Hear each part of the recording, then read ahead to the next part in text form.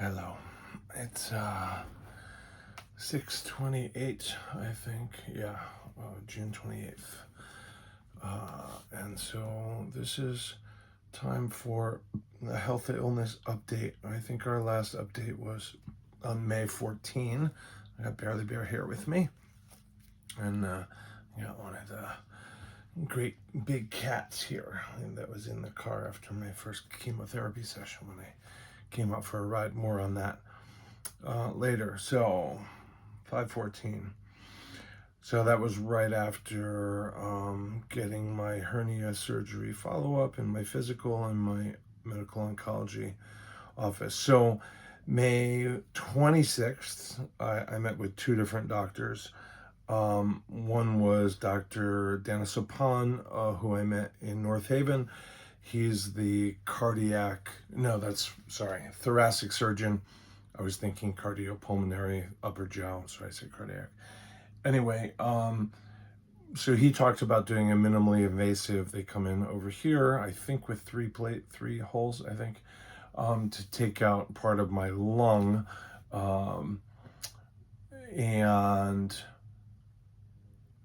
So great session, really liked the doctor. Still didn't know if that's how we intervene with the metastases in the lung. Later in the day, I met Dr. Schlachter in New Haven. He's the guy who would do the cryoablation, where they would go in, I think, pretty similarly, and try and ablate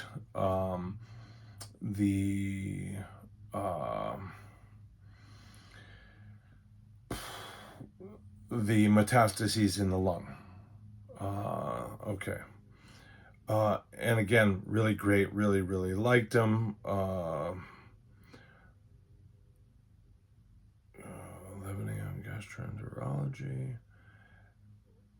Dorfman. That's weird.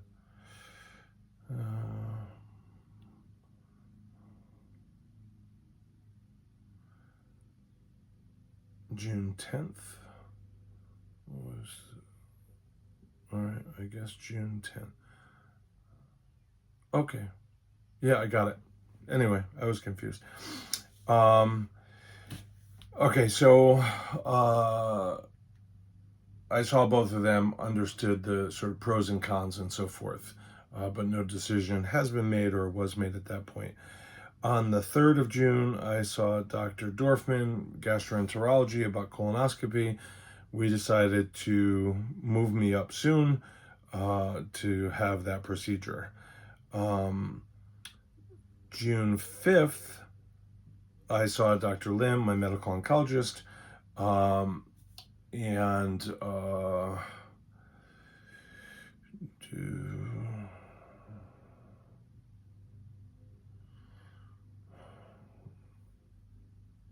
CAT scan.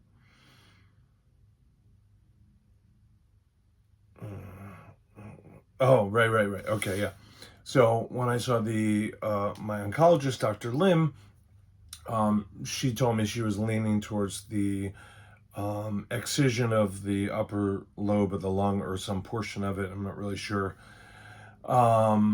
But neither of us had decided. I told her at that point I was leaning towards the cryoablation, but neither of us were strongly leaning. So I said I'd like to see a pulmonologist and help weigh in on that. So we worked towards getting a appointment with Dr. Tanui. That would be an initial appointment to help with that. So we did that. So that was medical oncology on the 5th. I was teaching on that weekend. So then on the 10th, I went in for the colonoscopy, went to Milford Hospital, first time there, fantastic. Luckily, Patricia was able to drive me home.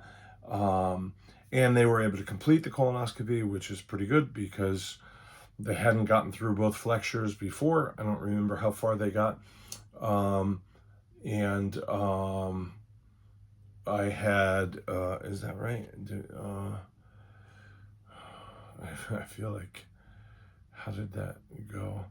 Oh, so yeah, June 9th, I went in for the colonoscopy. That's a Tuesday.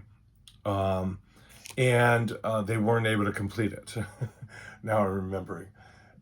So they were talking about rescheduling it, and I'm thinking, well, I don't know when they're going to open me up or decide on an intervention.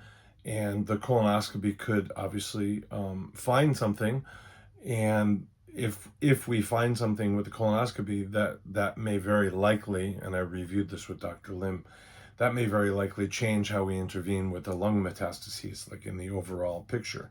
So my feeling is like I'd really like to get the colonoscopy completed, because I figured whatever they find or don't find, that's going to inform our intervention plan.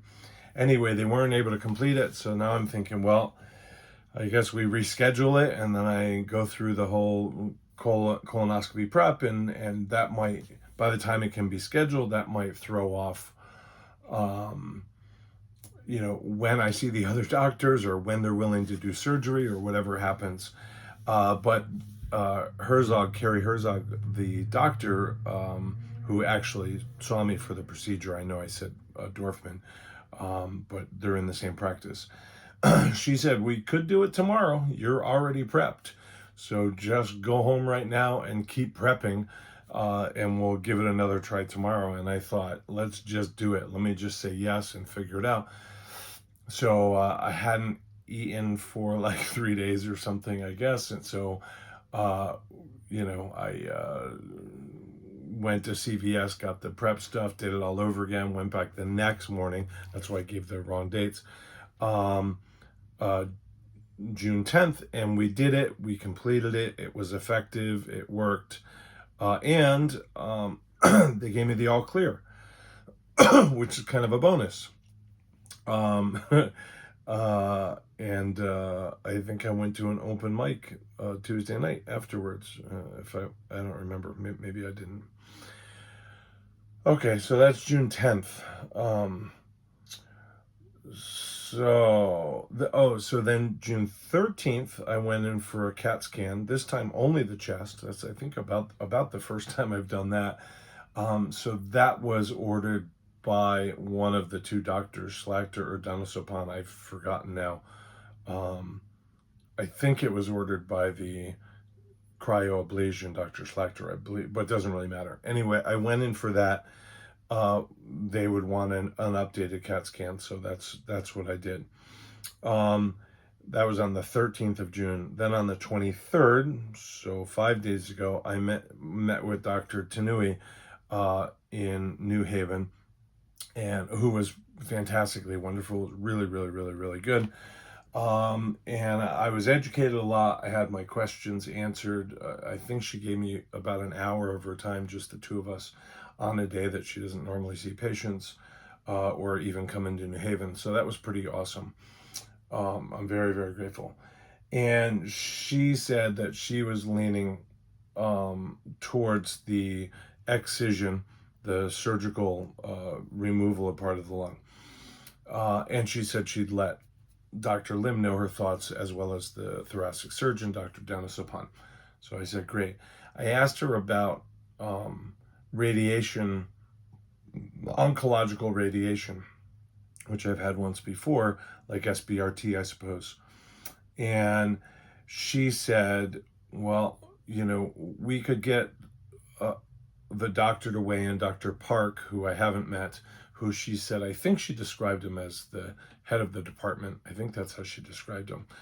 But she said, I will reach out to him and see if he's wants to see you, is willing to see you, or can otherwise weigh in on your case. I don't think that that's likely an option. That's been my, and if it is an option, it's not among the first or second options. But I still said, you know what, put it in. Maybe it'll all work out and I'll see him and it will alter our understanding or the course of actions that we take. So I'm not really sure if that's going to happen or not, but that may happen. So I may be waiting for that, but I don't know. So that puts us now, I'm not scheduled to see Dr. Lim until July 21, but I really don't know if that'll happen that way. When I talked to Don Sopan, I believe he said 3 to 5 weeks is how long he schedules. So, and my understanding from everybody else is that Dr. Lim wants to act fast. So my guess is in 3, 4, 5, 6 weeks, I'll get the surgery. That's my expectation. Nothing's confirmed. And then I recover. Who knows how long that takes. And then, start chemo again. Did you hear that? You know all about chemo. So do you, Barely Bear. I think if it all goes the way I'm thinking now, I still need to see my GP to make sure he A-OKs me for surgery. I don't know why he wouldn't. I think everything looks fine that way. So I think that's where I am. Who knows how that's going to change classes and schedules? I don't know. I believe Ronnie is going to coordinate people that can help bring me to and or from chemo in Guilford on the 2 days that it lands in the weeks that I have chemo. So I think I go Monday and Wednesday, or I go Tuesday and Thursday, and maybe that's every other week, something like that. But I guess we'll map out a schedule, and then I'll probably just need rides there or rides back. And who knows how that affects the rest of my schedule, but it's all I can do. Meanwhile, I just got yet another one of these in the mail. This is the ctDNA reagent kit or test kit that they send. So this is what they send me in the mail, and it's got the instructions, gloves, mailed back kits, test tubes. That's probably not the right term, but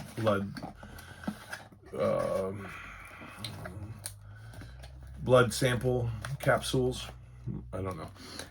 So I have to keep that in not overly hot conditions until they use it.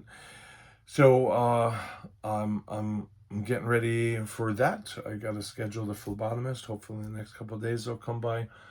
So one of the things I learned is that when they did the radiation, it ended up with scarring in the lung.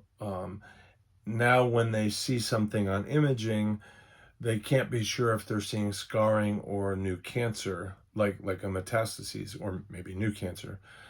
And so they have to wait until they get a second scan and see if they can compare.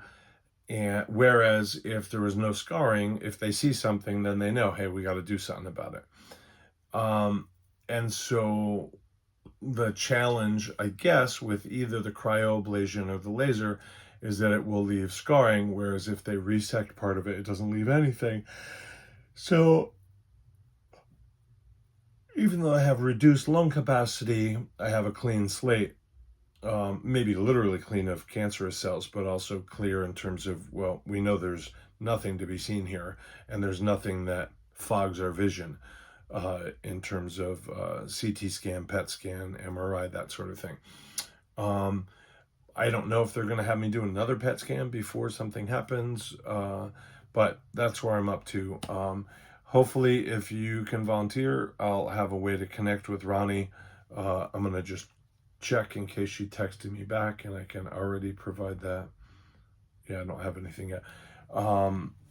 And obviously, if you can help in any other ways with meals or rides or being flexible with your classes or sharing news about classes or signing up on Patreon, anything like that, that would be great.